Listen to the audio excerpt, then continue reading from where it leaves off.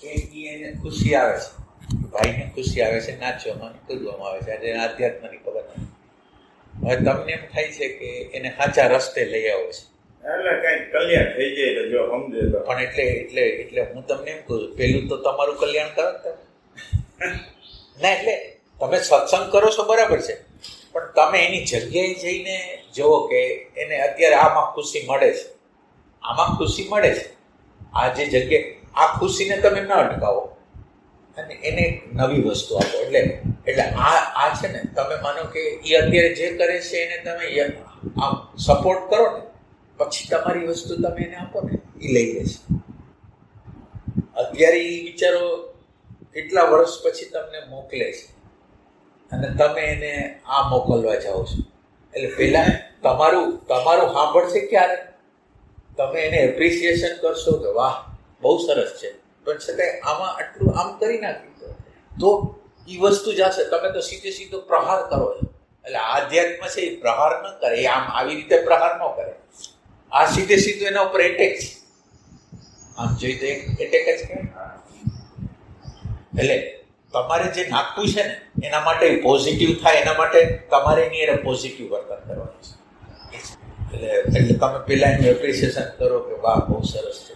માનો કે એની કલાને તો એના એસેન્સને તો એ વ્યક્ત કરે છે કે નથી કરતો માણસ, તો એસેન્સને વ્યક્ત કરે છે તો આપણે તો આપણા એસેન્સની ખબર નથી ને, એને તો એસેન્સ ખબર પડી ગઈ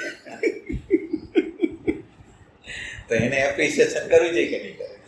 અને પછી તમે આપો ને એને ના, એટલે આપવાનું એમ છે કે તમારું વાક્ય છે એ એના માટે મહત્વનું બની જાય. હવે તમે આ વાક્ય બોલશો એટલે એ તો બિચારાએ જે કીધું છે એનો તમે ઇનકાર કર્યો, પેલા સ્વીકાર તો કરો.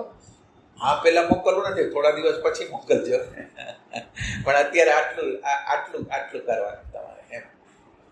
એટલે એના લેવલ એમાં શું છે, જાગૃતિ છે ને એ એના લેવલને સમજે, તમારા લેવલને સમજે અને એના લેવલ ઉપર જઈને એના ઉપર કામ કરે. એટલે એના લેવલ ઉપર તમારે ડાઉન થવું પડે. એના લેવલ ઉપર આવવું હોય તો તમે એના લેવલે પહેલાં એના લેવલે આવી જાઓ અને એના લેવલે આ ખુશી શું છે એ તમે જોઈ લો, પછી તમે એને વસ્તુ કરો. આપણે તો એના લેવલને સમજતા ન હોય. ઘણા ટાઈમ પહેલા મને ફોન આવ્યો હતો, નહીં કે તું ભાઈ આવતો નથી, જાતો નથી, ફોન કરતો નથી. મેં કીધું પણ હું કામ વગર ફોન મારે એમના માલે એ કે કેમ એમ, એટલે અમે પહેલા બહુ રહી, બહુ એટલે કોઈ સીમા જ નહીં, રાત ને દી બહુ કર્યા, અમે હારે જ. કે હવે તું અહીંયા આવતો નથી, ફોન નથી કરતો.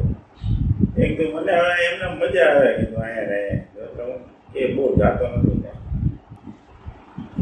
એ કે મને એને ભગવાન ઓમ જણાય પ્રોબ્લેમ, એટલે એની સ્થિતિની મને પૈસો પુષ્કળ.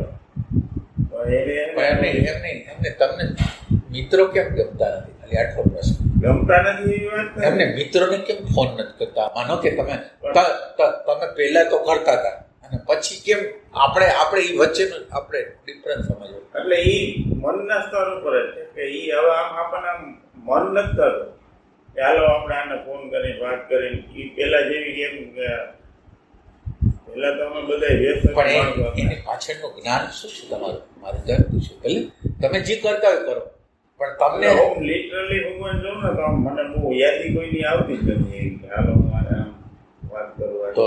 તો એ તો ભાવની કચાશ ન કહેવાય? ભાવની કચાશ એટલે ભાવ તમારી આર્ગ્યુમેન્ટ થોડી કરી ના કરે. ભાવ એટલે કોઈને આપણી જરૂર પડે, ફોન આવ્યો હોય તો આપણે હેલ્પ બધી કરીએ. પછી કઈક ક્યારેક યાદી આવતી પણ એ બધી વસ્તુ બનાવટી છે. એ તમે જે હેલ્પ કરો છો એ તમારી નજરમાં તમે ન પડી જાવ એના માટે કરો છો, પણ એમાં ઇમોશન કાંઈ નથી. હાલો હવે શું કહેવું? ઇમોશન નથી. ઇમોશન નથી. એ તમને અંદર એક તો બાઇક ન થાય અને બીજું તમે કંઈક મોટી કામ કર્યું છે એના માટે કરો છો. હવે તમારે શું કહેવું? એટલે તમને અત્યારે નથી દેખાતું. હું દૂરથી તમને કહું છું કે ના, એટલે યંત્રની રચનાને તમે જાણતા નથી. તમે તમારા ભાવને ગુમાવી રહ્યા છો અને ફોલ્સ કરી રહ્યા છો. એટલે આપણે મારો અનુભવ એવો એટલે તમે ભલે તમે જી કહેતા એવું તમારી રીતે તો સાચું જ હોય ને. ના એટલે હું તો આધ્યાત્મની જો વ્યવહારની દ્રષ્ટિએ તમે બધું બરાબર કરતા હોય. મારે કેવું થાય હું તમને કહું, હા આમ આપણે જે કેન્દ્ર બનાવવાની પ્રેક્ટિસ ચાલુ ને એકાગ્રમાં બરાબર, એટલે આપણી એ પણ સામે જેવા વિચાર ચાલુ થાય એવા આપણે શું કરીએ કેન્દ્રમાં આવવાનું પાછો કેન્દ્ર, પછી તમે કીધું એને એક્સપેન્સ કરવાનું એટલે એ રીતે વધારે હાલતું હોય. તો એમાં હું ના નથી પાડતો, પણ એમાં ભાવ એમાં યાદી પણ નથી રહેતી કોઈની ભગવાને.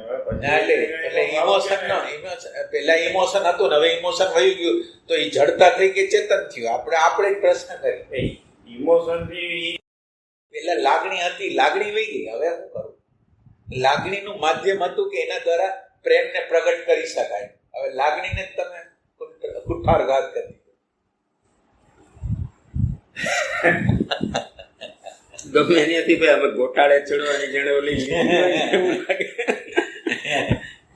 એમાં ભગવાન આરામ મિલતાનો બધો વિવેકી રાખવો એ તમારે આપણે એમની હું તમને તમને હારા સાધકની વાત કરું.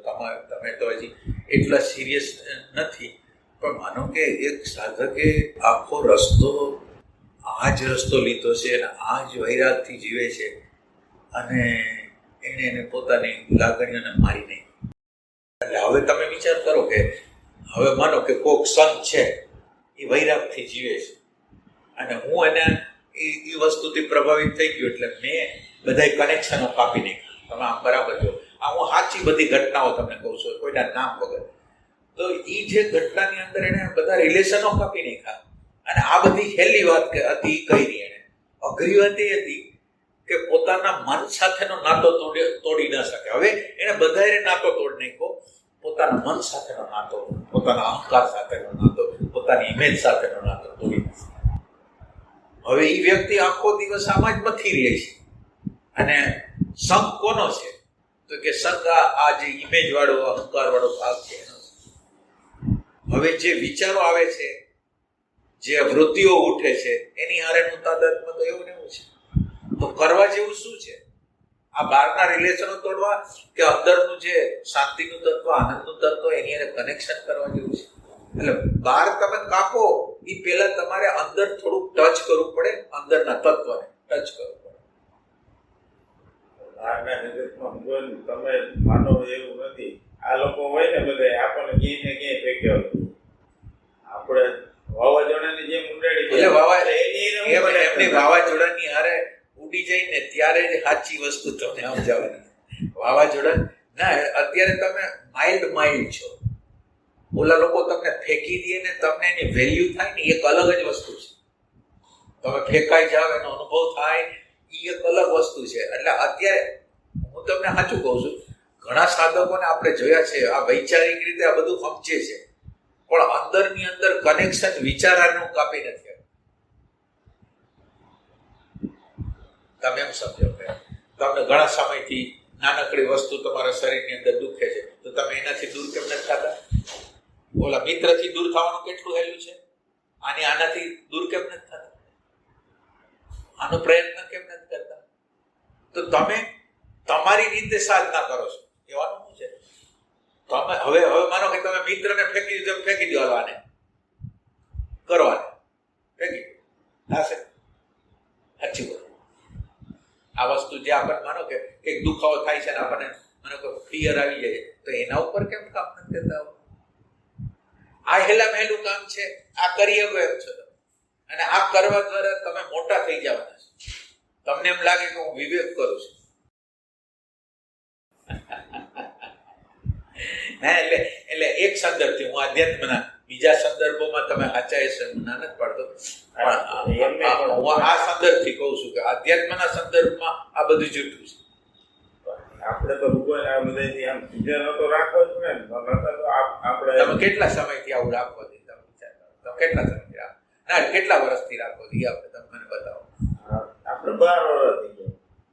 12 વર્ષ તો હવે તમે એવી પ્રતિજ્ઞા લ્યો ને કે આની હારે તો મેં સીધી રીતે છુટકારો મેળવી દો. આ જે વૃત્તિ હારે તાદાત એને ના એટલે હવે આ તમારે કરવું નથી. બહારના લોકોને કાપવા છે, અંદરથી મોટું થવું છે. એટલે બેનિફિટ શું હતું મેં તમને કહું, મારો એક તો સમય બચે, બરાબર, સમય બચે તો એ મારે ધારો કે એની એને પછી ગયા હોય ક્યાંક હોય આ લોકો બધાય, તો એની એને આઈડેન્ટિફાઈ થવાના વધારે ચાન્સ હોય, અને આઈડેન્ટિફાઈ થાય એના કરતાં પછી આપણી અંદર એના જે હવે હું તો નથી થતું એવું, નગર એના વાઇબ્રેશન એ આપણને પછી બીજી રીતે અસર વધારે ખરાબ અસર થાય.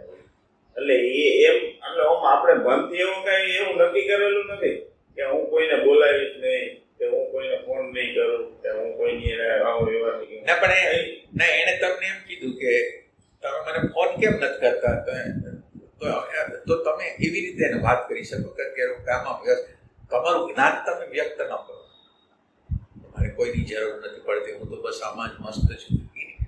સામેવાળો માણસ જીવંત છે, જીવંત વ્યક્તિએ તમને બિચારાના ભાવથી પ્રશ્ન કર્યો છે, એના ભાવથી જે ભાવ એટલે એને ભાવ મૂકવાની કેવા હોય ખબર, એ આપણને આમાં મળે છે ભાવ હોય, એટલે એનું કામ એવું હોય કે તમે બરાબર મને સાંભળો, પેલા તમે બરાબર સાંભળવાની ટ્રાય કરો.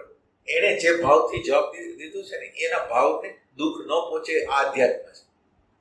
એના ભાવને દુઃખ નથી પહોંચાડવું કે અત્યારે હું આમ વ્યસ્ત છું અથવા આમ છે તેમ છે. તમારું જ્ઞાન પ્રગટ ના કરો, એને એને એને એને એને જવાબ એવી રીતે દો કે એનું અપમાન નથી થયું.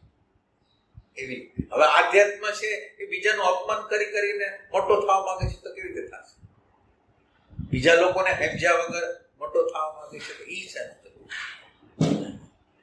ઈ જે ભાવથી કહે છે તે માનો કે અત્યારે કોઈક મને એમ કહે કે તમે અમારા લગ્નમાં આવશો અથવા તમે આમ કરશો તો હું પહેલા હા પાડી દઉં, ખાલી આજ આમ મારે જવું નથી.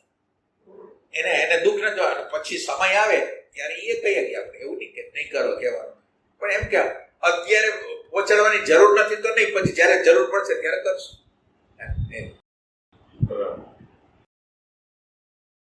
એટલે એક વ્યાસજી એક દ્રષ્ટાંત આપ્યું હતું કે વ્યાસજીના એક મિત્ર એક ફોન કર્યો ને કે ઓલા આપણા મિત્ર ગુજરી ગયા છે, એના સમાચાર તમને ખબર હતી તો એ કેમ ન આવ્યા?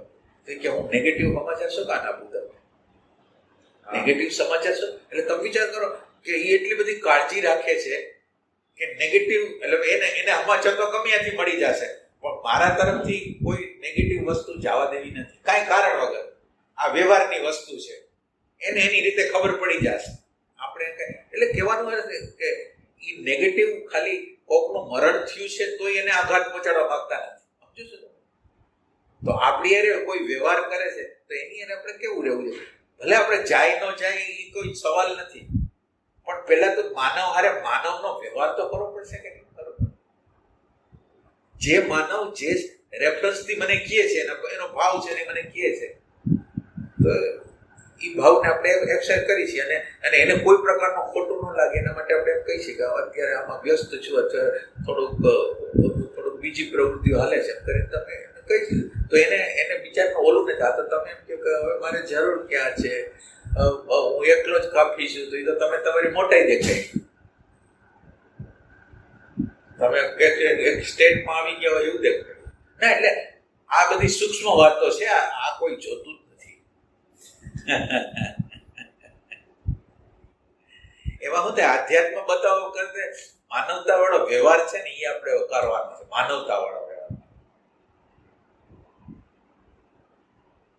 કલ્યાણ તો કરવું જ છે આપણે, પણ કલ્યાણ કરવું છે એ એવી રીતે કે એને ખબર ન પડે કલ્યાણ થઈ ગયું, એવી રીતે કરવું છે. એને ખબર જ ન પડે મને બોધ આપ્યો અને આપણે બોધ આપ્યું, અને એ પોઝિટિવ હોય તો તમારી વાત એ ક્યારે સાંભળશે? હવે તમે હંમેશા એને એ જ્યારે કંઈક બિચારો ફોન કરતો હોય, યાદ કરતો હોય, તો તમે એને સાંભળવાને બદલે તમારી અંદર જે જ્ઞાન છે એ આપવા કેમ તત્પર થઈ જાવ છો? એને કેમ પહેલી તો તમારી ડ્યુટી એને એ છે કે એને સાંભળવાનું. અચ્છા, અને એની અત્યારની સ્થિતિ પ્રમાણે એને જવાબ દેવો, એટલે જવાબદારી થાય. એટલે આ તમને બરાબર તમારી વાત તો કઈ તો અમારો મૂલ્યાંકન તમે કીધું એમ અમારી કહું છું. હું તમને દ્રષ્ટાંત આપું કે 40 વર્ષ 50 વર્ષ લગી પોતે એકલો રહે છે, અને બીજાનું કનેક્શન કાપી નાખ્યું, વિચાર સાથેનું કનેક્શન નથી કાપ્યું. તો હવે આ વ્યક્તિને પ્રશ્ન કા નથી થતો કે હું બહારનું કનેક્શન તો કાપી આવું એમ છે, અંદરનું કનેક્શન, અંદરનો ખાલીપો, મારે માણસ જોઈશે. અંદર ઈ પોતે જોવે તેને ખ્યાલ આવે કે મારે માણસ જોઈશે, મારે કંઈક કેવું છે, મારી અંદરનું જ્ઞાન પ્રગટ કરવું છે. મારે એ ઇવોલ્યુશનની પ્રોસેસ કેવી હોય કે મને થોડું જ્ઞાન થયું હોય ને તો મને બીજાને આપવાની ઈચ્છા થાય. એટલે બીજાને આપવાની ઈચ્છા દ્વારા ધીરે ધીરે હું જ્યારે એને જ્ઞાન આપવા માંડું ને એટલે પછી ધીરે ધીરે મારી અંદરનો આવેશ સામતો જાય. તો આ ઇવોલ્યુશનની એક પ્રક્રિયા છે કે એની અંદર આવેગો આવેશો સમી જવાના છે બધા. પણ તમે એમાંથી પસાર નહીં થાવ તો કેવી રીતે? અને તમે બધું એકાંતના નામે બધું અટકાવી દેશો. એકાંત એટલે આપણી અંદરનું જે વિચારને જે જોનારું તત્વ છે એને અડવાનું નામ એકાંત છે, બીજું એકાંત કોઈ નથી.